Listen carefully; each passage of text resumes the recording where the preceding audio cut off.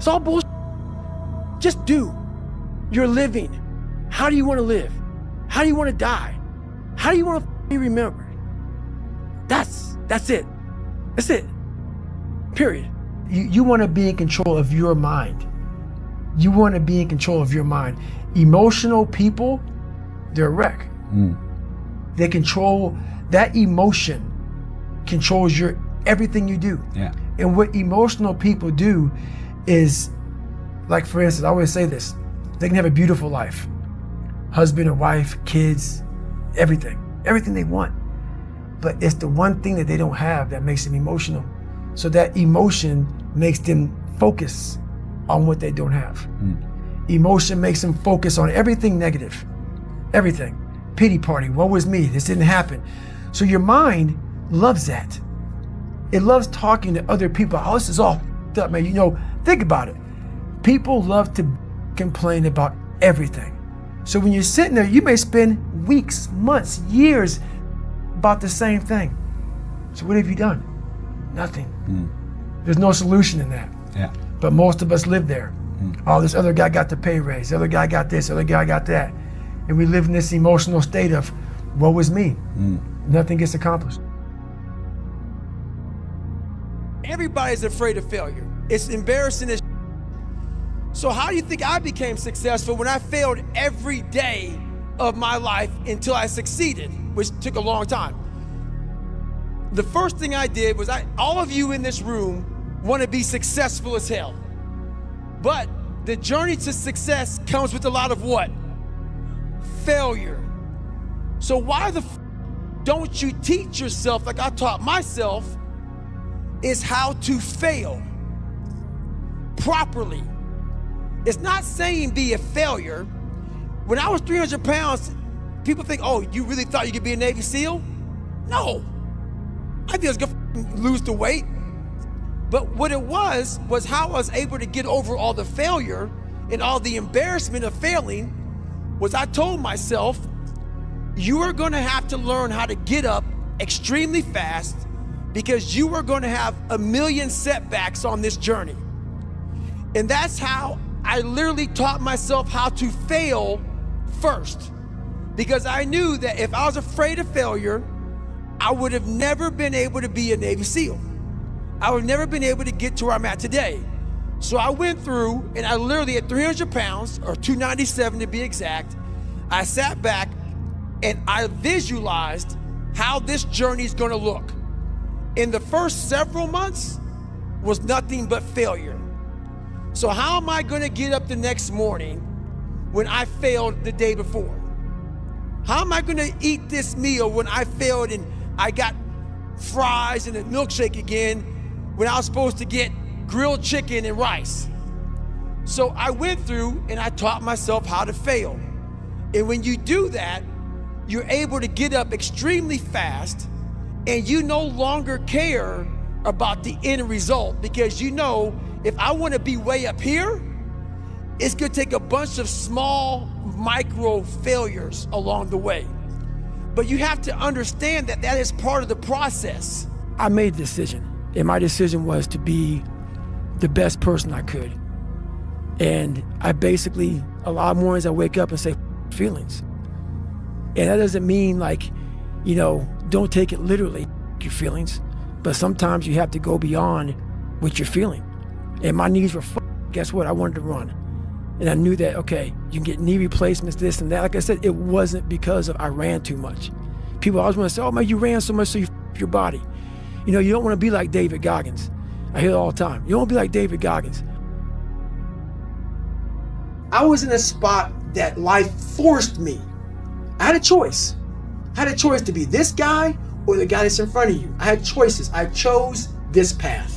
And you're still choosing it. And I'm still choosing. You can go back to that guy at any moment. Because I found out something with those stress fractures. I found out something through facing all these things. I found out a whole nother world, which is why I walk around with all my stuff in a black backpack.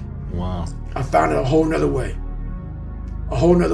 of no matter how far you get in life, you have to be able to go back to scratch in your mind at a moment's notice. you can never get so far beyond scratch. What that means is when you accomplish something in life, if you want to go back to scratch and go back to that $7 a month place where I once lived and visit that place for a long period of time, if you were here when you went back to scratch, you would now be here. Scratch is what makes you better. Scratch, friction, obstacles create growth. There's no friction when you're this far up in the game anymore. You think there is. When you achieve, that's right. When you achieve so much, the friction is minor. Because why? I'm sore, I'm gonna get a massage today. I'm hungry, I'm gonna eat today. The refrigerator is always full. So your comforts are now, so your discomfort is now very minuscule to your discomfort back here in the $7 a month place. So you have to go back to the total discomfort to then raise your level of where you're at now. I'm not saying stay there and stay there. Visit it. And then you raise your level. Take a day trip. That's right. Yeah. Always take day trips. Yeah. A lot of people that we see all day long, we see them. We don't have that hard conversation with them. We walk around. I'd rather you hate me and get better than like me and stay the same. And that's how I feel about David Goggins.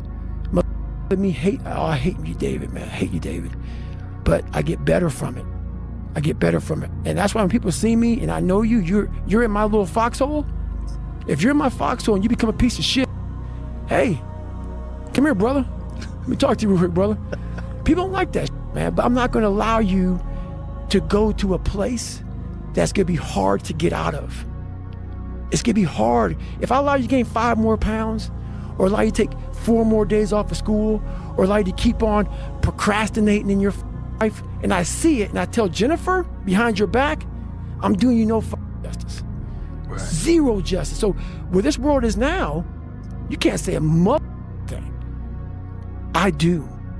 I still do, and I always will. Don't like me. Don't like me. I'm good with that. I'm the most peaceful person on the planet Earth, even with like the conversation. I gotta go to the gym, I have to do this, I have to do that. Every day I'm winning. Every day I'm winning the other voice in my head. So I'm at peace with myself. The things I do for fun are like me bettering myself. Yeah. I love sports, I love watching sports, but I also love accomplishing and overcoming myself every day. Because every day is a battle. Every day is a battle because your mind wants to choose the path of least resistance. Every day. But you don't become better by ever doing that. You become normal. And I don't want to be normal. So it may not be a life for everybody, but I find a lot of peace in not being normal in my life. My biggest advice to give everybody in the world is, like I say, we live in an external world. Everything is you got to see it, touch it, it's external. If you can, for the rest of your life, live inside of yourself, stop listening to people who are calling you fat, nigger, everything that is makes no sense. All these insecure people putting their insecurities on you, you gotta flush it out. You gotta just be whoever the hell God or whatever the hell you believe in. If you believe in nothing but yourself, I don't care what it is. You gotta take everything and throw it away. You have to believe in one thing, and that is yourself. I believe in quiet. There's no growth outside of quiet. The world's too noisy. Your mind needs quiet for you to find who you are. People ask, what's my purpose? Why am I here? You're not gonna find it nowadays unless you lock yourself in a quiet room in your mind and find it. It's too noisy. For me, I could be in a busy street in New York City, horns honking, and I'm walking around with like nothing. It's me and myself in a quiet spot. And when you are constantly reflecting on who you are, where you've been, the journey you've gone through, the journey you can continue going through, the feeling's always there. You don't allow the world to pull you so fast that you forget. You don't allow yourself to pull you so fast that you forget. It's not about staying in that moment. It's about you want to get to the point where that feeling follows you like breathing. It becomes a part of your life, part of your DNA. But it's made, like these calluses on my hands right now, they're made. Yeah. They are now on my brain. This is now a part of me.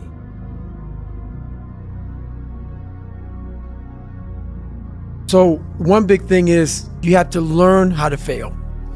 Because I'm going to explain this to you.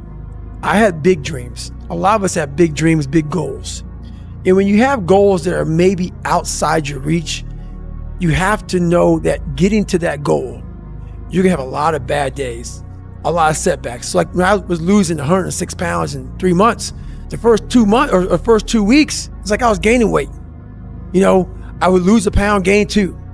So I was just failing. I kept failing and kept failing and kept failing. So I had to teach myself how to fail right.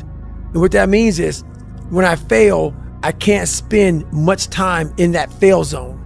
I have to be able to get up and get after it the next day just as fast, because my goals were to be a Navy SEAL. I don't have time to stay here and feel bad for myself for weeks and months and years, because I'll lose that time. So the big thing is know that if you have big goals and big dreams, along the way, failure is going to happen.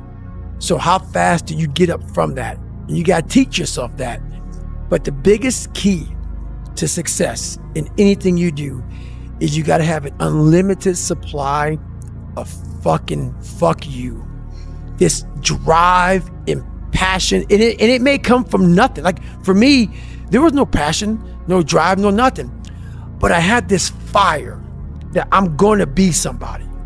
And it has to be there, because on all those bad days and all those days you don't want to do shit, you have to be your own motivator, your own coach, your own trainer, your own everything.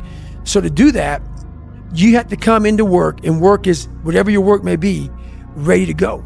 And what that means is you may have failed miserably yesterday, but you come to work like, people like, man, you just lost everything. How the hell are you just fucking damn motivated? Because this is what it takes. This is what the fuck it takes. And you got to get it from wherever you can.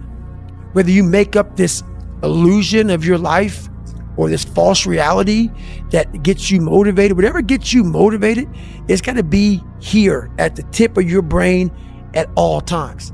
Because in those dark moments, you got to pull it out.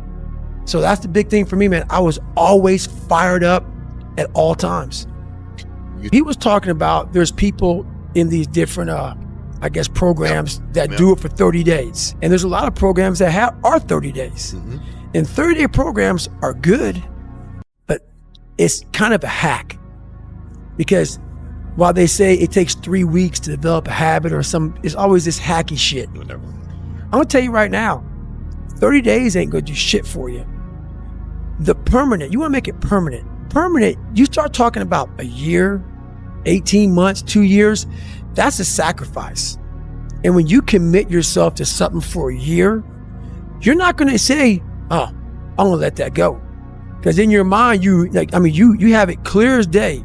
That year took a lot out of me. That year built me. That year started to scrape away all that scar tissue, started to clean me up. 30 days doesn't clean shit up.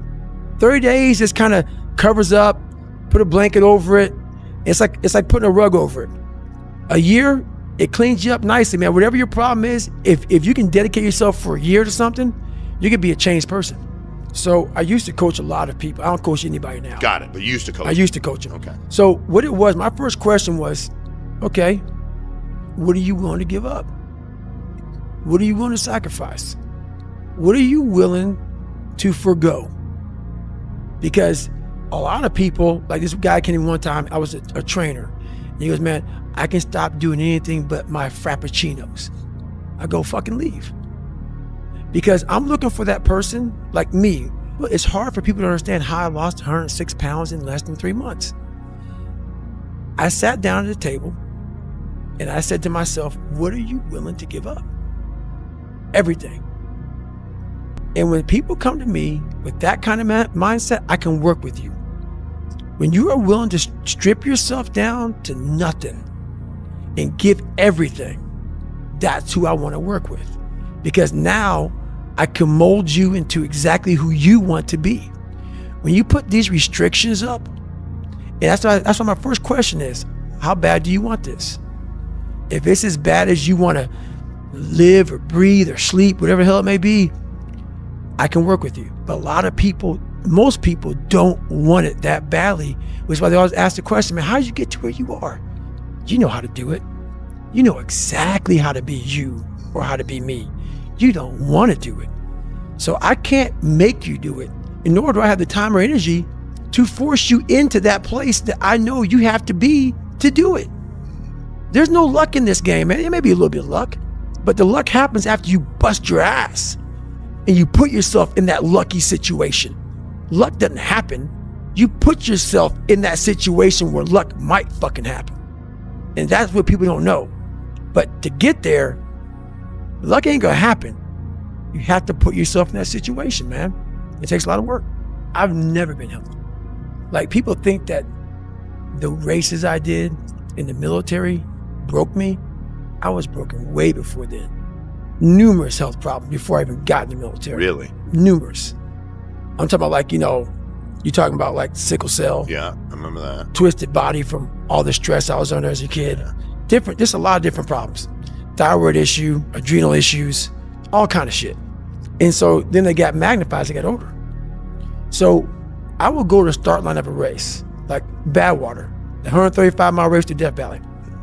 No one knows this, but if you go back, and there's videos of me out there, Google David Goggins' first video or first Badwater race, you will see black compression tape on my ankles. I had broken feet at the start line of a 135-mile race. And if you go back, you will see, as I'm finishing the race, you will see this black compression tape floating behind me. I went to the start line of that race. I trained for that race with broken fucking feet. And I don't talk about a lot, because what happens is normal people with normal minds can't understand that. So then you become a liar or this and that. But now I got to the point in my life where I'm like, you go fuck yourself, dude. If you don't believe it, go ahead.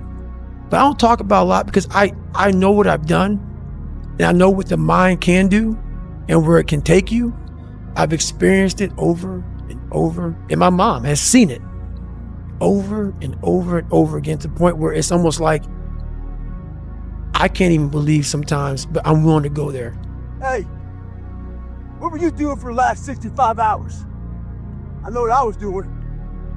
I was running all up and down the mountains, getting it in, doing what I preach about. No one really gives a You have to continue to live your life, or you can choose to be doomed and become a statistic. Everybody has a savage mentality. It's a primal instinct, whether you believe it or not. We all have it. I'm trying to hurt every mother feelings in the world. Anybody who thought I wasn't going to be somebody, it's never enough.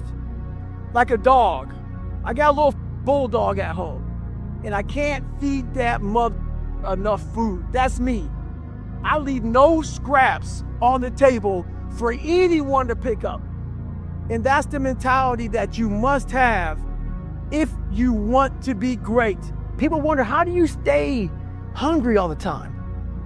Because after I accomplish something, I don't sit back like a lot of guys who graduate buds, graduate this, graduate that. They get comfortable. They wonder why I'm getting weak, man. I don't know, I lost my edge. What's going on? Because once you hit the top of the mountain, guess what happened? I'm good. I'm good. So you wonder why you're falling down now. Because once you reach the top of the mountain, you got to build another one. That's mediocrity. There's a lot of people in mediocrity who have a nice resume, but they're one-timers, man. They hit a one-time deal, they busted it open, got a lot of money, but they're good. You're mediocre now, man. What are you doing today, tomorrow, the next day? That's why I'm listening to theorists. I don't listen to all that bullshit. I listen to a mother who's like this, man. What's wrong, man? I'm tired, dude. Why are you tired? Because tomorrow, I gotta do the shit again, man. Whatever the shit is that made me nauseous and sick to my stomach, it made me hurt, I still must grind. There's no ending. And that's the person I listen to. That's the person who's gained knowledge. You gain knowledge through suffering. And on the other end of suffering is a world that very few have ever seen. It's a beautiful world, because that's where you find yourself. You don't find yourself in over here. You find yourself on the other end. Like the 100-mile race I was on, where I ran it for 24 hours. I found myself on the other end of that race. That 19 hours, I found, wow, there's a whole nother world out here that I've never even saw, but the world's in your mind. And that's what all that mediocrity is about. Mediocrity is contagious. It's never enough. There's zero finish line. There is a time limit on everything, my friend. Everything has a expiration date. There is no tomorrow. Some of us get granted a tomorrow, but there really is not one. Every day I wake up and I don't want to do some shit. I'm like, okay, man, do you want to be a bitch today? Do you want to feel like a little bitch? Do you want to walk around all day knowing that you could, but you didn't? So it's perform without purpose. You have to learn how to get up and do shit when you ain't got no 5K, no 10K, nothing. Nothing exists. Your life sucks. You're in the dungeon. But guess what, motherfucker? I'm still going to get it. Because when that time comes, because the time is going to come, when that purpose is there, you'll be ready. So you have to be a hard worker, period, dot. You got to work your ass off. So I went into my mental lab and realized, but I want to be great, but I don't have greatness in me. So I had to create a mother that was great. And in my mind, I'm really big on visualization. And people might think it's all kind of bullshit. Believe what you want. I don't give a shit. This is a true shit right here, man. I went in my mind and said, okay, I want to look like this. I want to feel like this. And I want to have a mind that is cast iron steel. That is never dull. That is always. That was the biggest thing I wanted. I wanted to hit obstacles that most people up, including myself, but I didn't waver. I didn't fear. I didn't run away. I just stayed and marinated in the fear, in the suffering. And through that, building Goggins, I will become Goggins when necessary. And I started to do these things on my own. I have my own training ground. I built a training ground. I wasn't Navy SEALs. If you go to Navy SEAL training not prepared, you're going to quit. So I built this training ground on my own.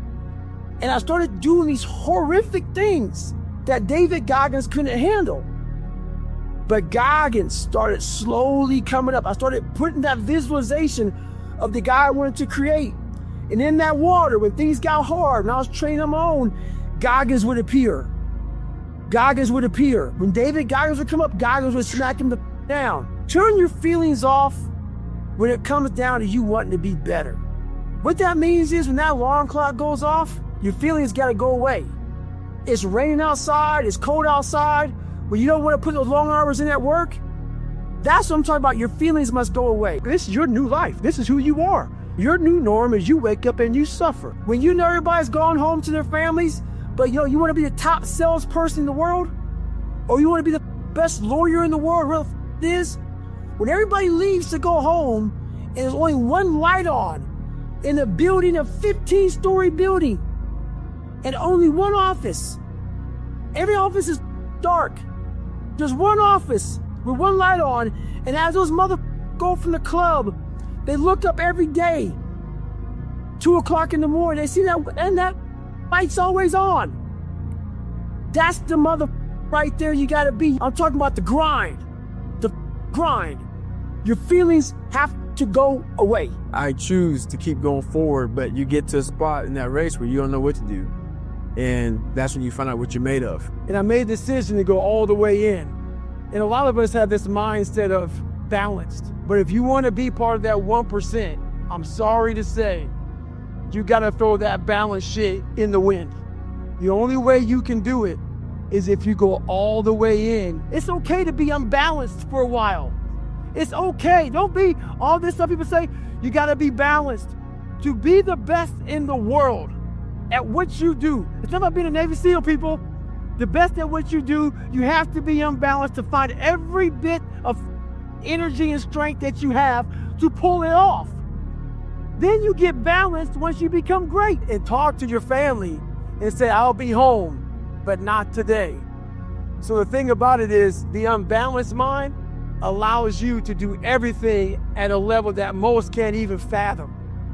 They look at you, they see you grinding and grinding and grinding and grinding. And while they are at this mediocre level, you slowly rise and rise and rise. I call it front loading. If a lot of you right now want to be the best, you front load your life. So then that family that you were unbalanced with, you bring them on board when you're 40, 50, and 60 and say, okay, now I'm home forever because I'm making a shit ton of money or whatever the hell you're trying to do. The barbaric life that I live, that you have to live, the almost obsession that you must have to be great, you can't put that shit in a book, bro. You can't put it in a book. Can't. You can't write about it. It has to be experienced. And you can't even, after you experience it, to write it in a book, it would seem like he needs to be locked up. It's too gory. It doesn't make sense for a guy that everything, every second of the day, he is trying to extract more from something. He's constantly thinking, he's constantly disciplined, never going off the path. Whatever is injured on him, he figures a way. It's a conqueror's mindset. And very few people, if any, can really understand what that is. Like, I'm almost 50, and I've been this way for almost 30 years.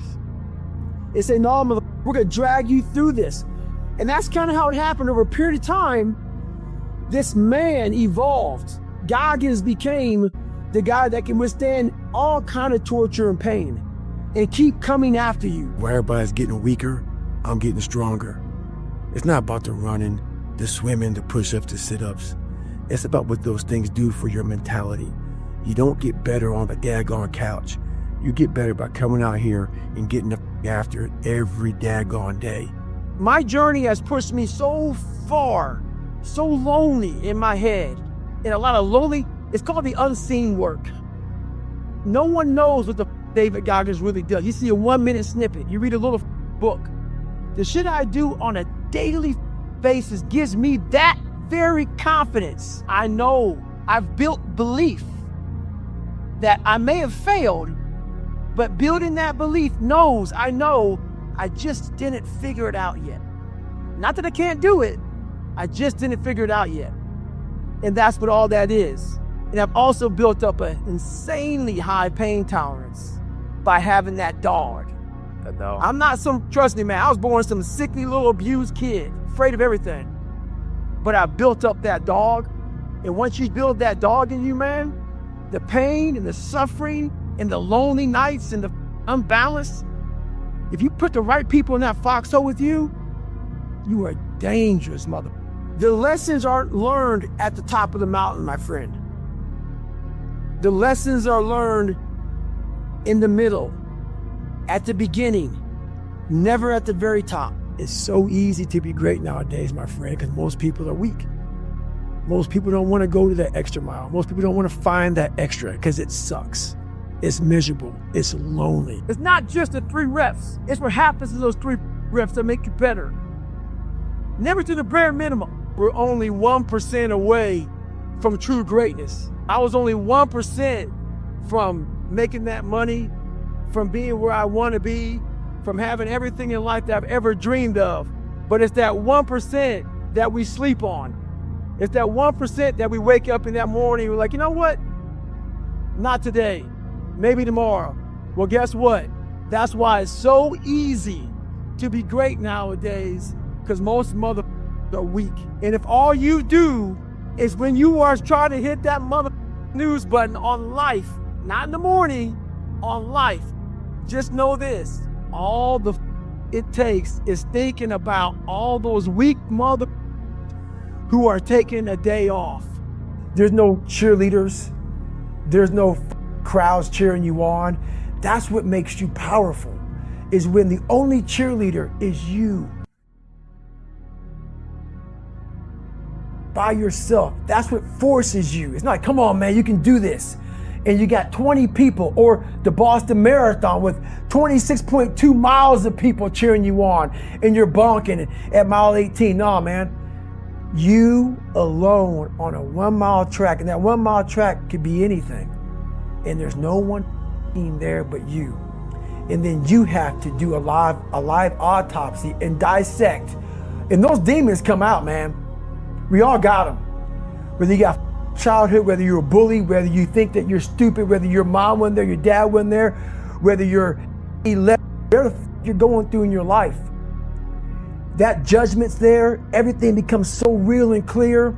You're talking to yourself so negatively, and your voices saying, why the are you doing this? But if you get through it, on the other side of that thing, man, is a whole nother world that very few people know exists in your mind. But it's there. It's there. It's there. It's there. Just trust that it's there, and put in that pain and work. And there's only one person that knows if you did it. And that's right. You. And it's you. Why am I here? You know, I had to find purpose, and my suffering, it had a purpose. It had a purpose. Just shut up and let me enjoy this pain. I don't want anything to numb it. I don't want anything right now, because what I had done was I just, in my mind, and people will take this wrong and take it as wrong as you want to, I don't really care. I had just climbed a mental wall that was amazing. And I didn't want anybody to take that pain away from me. I never want to feel it again. But what it did was it showed me what is possible. And that's what set the new stage for me. That's when I realized, oh man, I've really been underachieving my entire life. When you take that road and you just don't want to just fit in, it's a lonely road.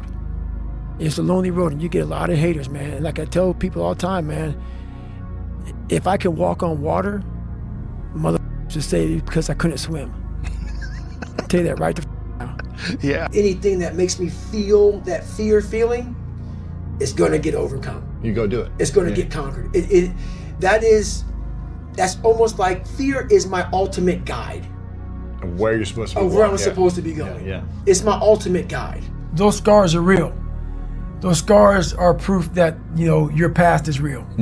So they're never going to go away. I own them, but I'm proud of my childhood.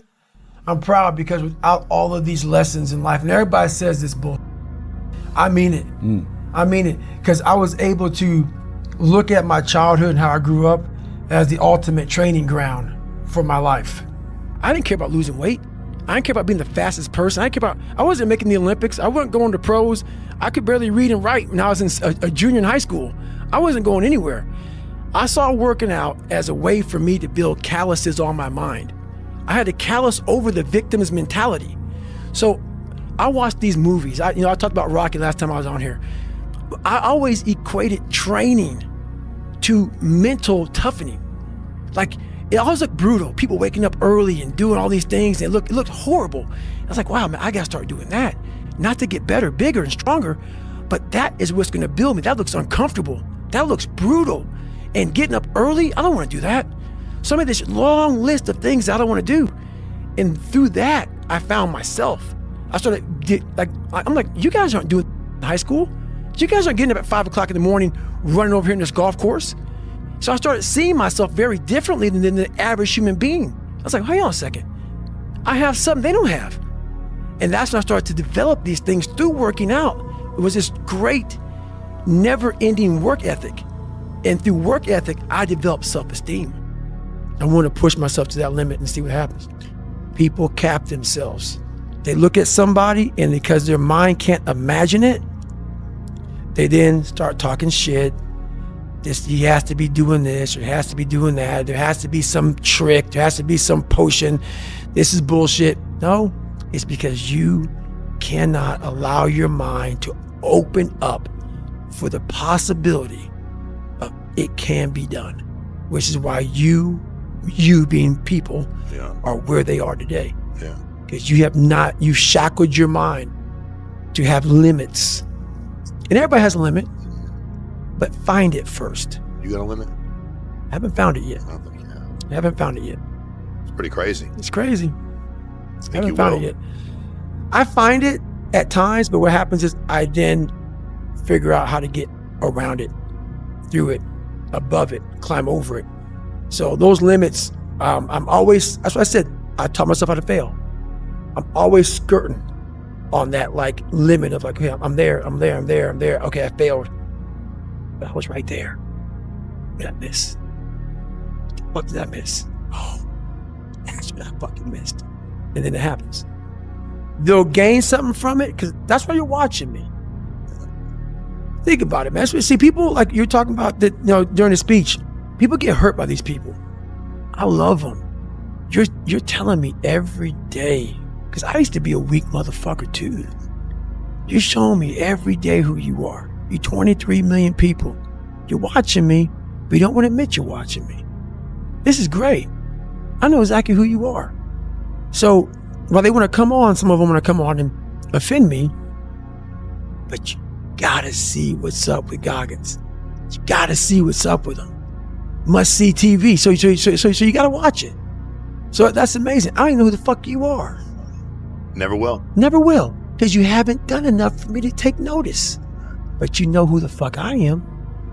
So that alone gives me a lot of power every day. But that's what people gotta understand. These haters, they know who you are, but you don't know them. There's a reason behind that. You've done something amazing. Mm-hmm. They've done nothing. Right. Period. Which is probably why they fucking hate your ass. If maybe you took your life more serious, lose some fucking weight versus trying to imitate David Goggins. Yeah. First thing, but second thing is, where you going? What do you want to do with your life, bro? Like you saw David Goggins, and because now you want some followers, I'm going to imitate David Goggins. I'm going to be a big old fat white dude. That's right. That runs and spills a bunch of shit. While it may be funny, where the fuck are you going? Right.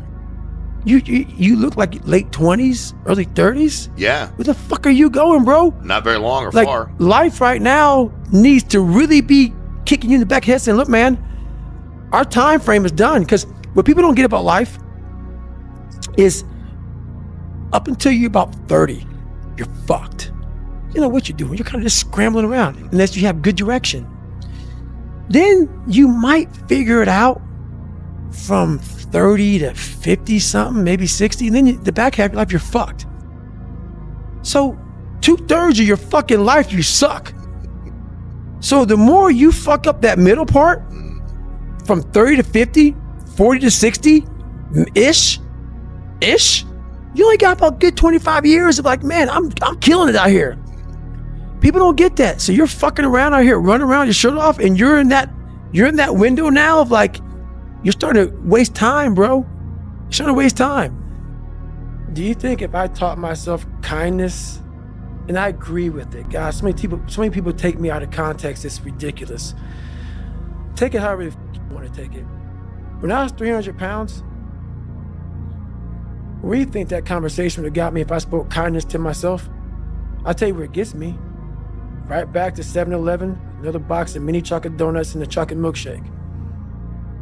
That's the one voice. That's the one voice that most of us have that you're talking about. If you don't have a conversation in there, the other voice that you create that says, okay, how does this look? It looks very ugly. That kind of conversation for me went away a long time ago, which is why the dialogue is now, which you see a lot of action, because most people have inaction, because there's one person talking. And that one person is always leading you down the same path, the path that makes you feel very comfortable and happy with yourself. The second you create the other voice, there's conflict, there's battles, there's wars, there's defeat. When I realized I had this voice, we all have this voice in our head, whether you believe in God or whatever the hell you believe in or don't believe in, whether you believe in yourself, there's always this voice in our head telling us different things. And the voice in my head, it kept on calling me like, you're just a man. You are a big man. You're scared of all this shit over here. You're scared of this big laundry list of stuff, man, because your dad beat you and this happened and this happened. All these things that happened in my life, I wasn't facing them. Even though I didn't cause a lot of them, they're mine to own now. Now, and the one thing that I really realized was for me to become a tough guy, and that's what I wanted to be. I saw myself as a very weak man. And for me to be hard and be tough, I had to start going over to that list, that scary list, to start facing that, because I knew over there I was going to find a whole new person.